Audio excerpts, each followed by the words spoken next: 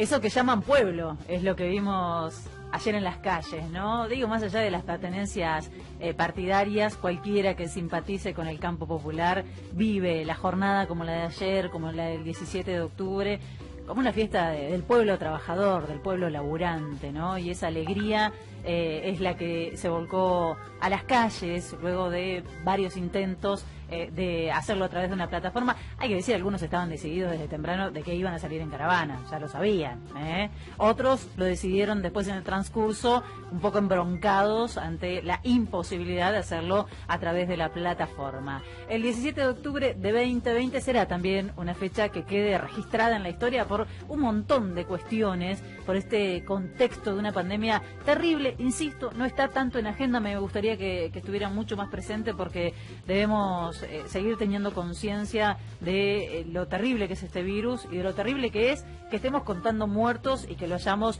naturalizados. Un contexto signado además por una deuda y una crisis feroz y por esta manifestación digital que finalmente no fue, digo, todo esto, esta mixtura en lo que fue el 17 de octubre 2020. Un día de la lealtad que explotó finalmente, como se preveía, en las redes, también en la calle. En las primeras horas del día, unos 7 millones de argentinos y argentinas intentaron entrar en la plataforma virtual en la que iban a poder manifestarse, aunque finalmente no fue posible. Digo, el número es todo un dato. 7 millones de personas intentaron hacerlo a través de la plataforma. Todavía, con el eco de las bocinas sonando en gran parte del país, es posible marcar algunos errores y fortalezas de la fecha histórica y del momento que nos toca vivir. El factor comunicación sigue siendo una deficiencia en el frente. Las vicisitudes de ayer para lograr que funcione esa plataforma pensada para el 17 a modo virtual viene a ratificarlo. Según señalan desde la organización, las dificultades devinieron de un ciberataque. Lo cierto es que era una posibilidad altamente probable. La potestad del manejo de las redes y el mundo digital es hasta aquí dominio, sobre todo opositor. Hay una red que excede incluso a la República Argentina, en la que la derecha descansa para generar tendencias, para replicar fake news, hacer campañas sucias, disputar sentido. Básicamente eso es lo que hace: atacar, desgastar a los gobiernos, a las figuras populares. ¿Por qué no sospechar que podrían utilizar esa plataforma para boicotear la única movilización en tantos meses para respaldar al gobierno del frente? Si es que es esto lo que ocurrió, ¿no? También pudo haber ocurrido que esta cantidad de gente que estamos mencionando, estos millones de argentinos que querían ingresar en la plataforma, bueno, hayan ocasionado un colapso. Lo dirán seguramente en los próximos días quienes están evaluando eso. La consecuencia ante esa imposibilidad de expresarse, digo, esto también, claro, dicho el día después es fácil, ¿no? Hizo que muchos salgan a la calle, optaron por salir a la calle, más allá de que era una recomendación que no estaba dada, todo lo contrario. El presidente pedía que por favor en este marco de pandemia cada uno se quedara en su casa, porque si está mal para unos, por supuesto también está mal para otros. En términos generales hay que decir, no se bajaron de los automóviles, la mayoría, ¿no? Respetaron las recomendaciones y de todas maneras pudieron expresarse políticamente, que era lo que venían esperando desde hace tanto tiempo. Durante la jornada los medios del poder realizaron escuetas coberturas en las que presentaron una fecha tan histórica como la del peronismo, histórica para el país además, como una respuesta a los banderazos de la oposición, el antibanderazo. Lo equiparaban a las movidas macristas, citando por ejemplo a una Patricia Bullrich, previsiblemente objetando las manifestaciones en la vía pública. Tanto quisieron equiparar la jornada popular con los banderazos de un grupo minúsculo que hasta encontraron a un diputado, estuvo un ratito nomás online, después desapareció, encontraron a un diputado que se animó a tirar que Macri es al PRO lo que Perón al peronismo. Sí, fue el título y estuvo ahí entre las primeras noticias. Generosas comparaciones entre líderes, entre movimientos y entre manifestaciones, demasiado generosas, les diría. Eso que se palpitaba en el aire desde temprano, desde el día anterior incluso, y en las calles después, es una mística que a la derecha le resulta totalmente ajena y que nunca tendrá. La idea de un sueño de país que puede expresarse abiertamente porque es colectiva y no es en contra de nadie, puede decirse, puede gritarse, puede ser bandera. El sentimiento del esfuerzo colectivo para el bien común.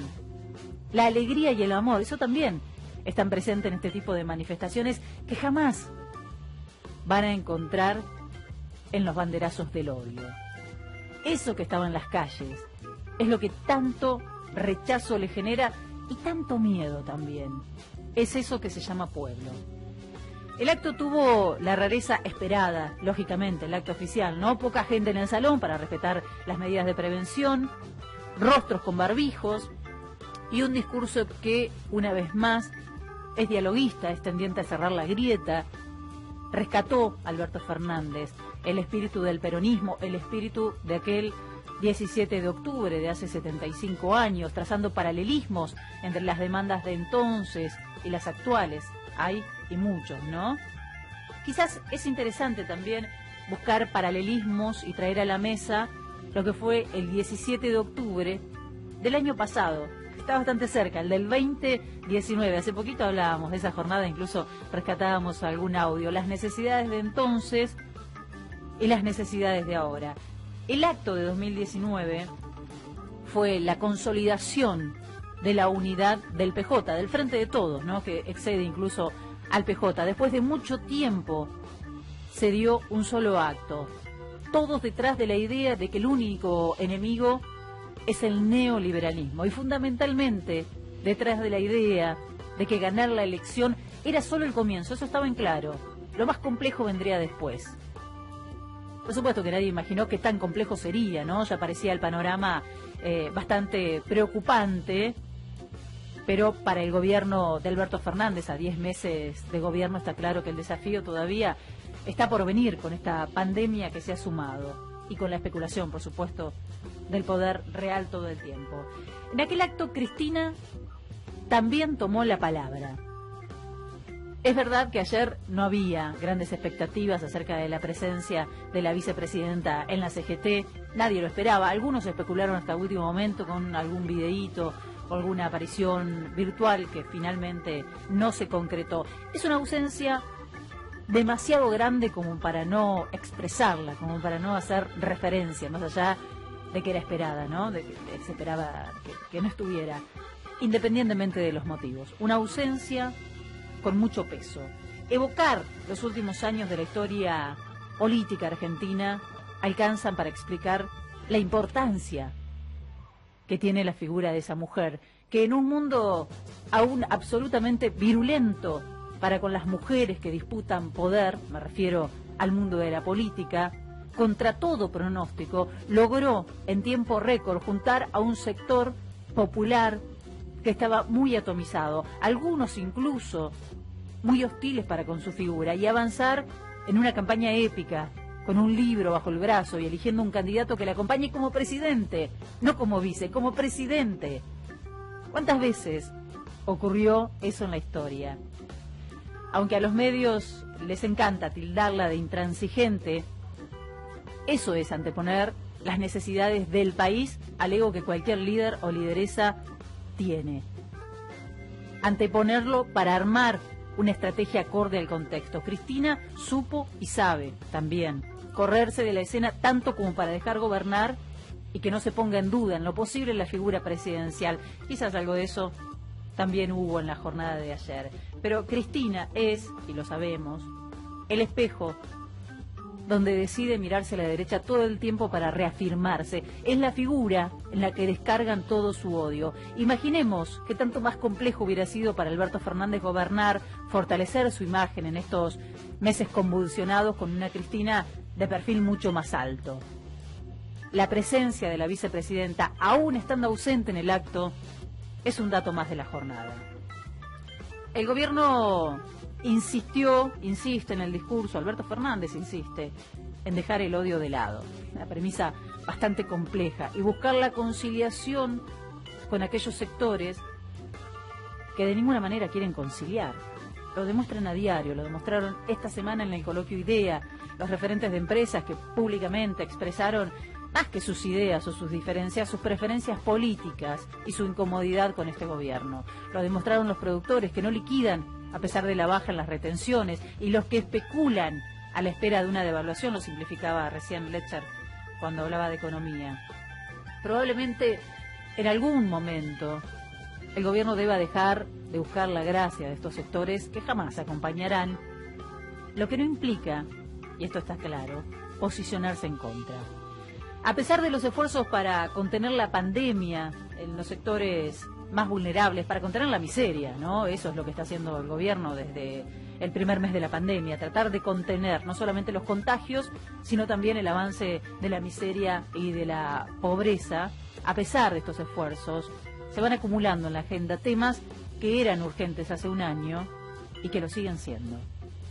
Tarifas, inflación, políticas que apunten a redistribuir la concentración de la riqueza. También es urgente la discusión de la legalización del aborto en el Congreso. Es urgente la legalización del aborto en el Congreso. Sobre algunos de estos temas se dieron anuncios en la semana. Hay algunos desencuentros comunicacionales que se dan hacia afuera y hacia adentro.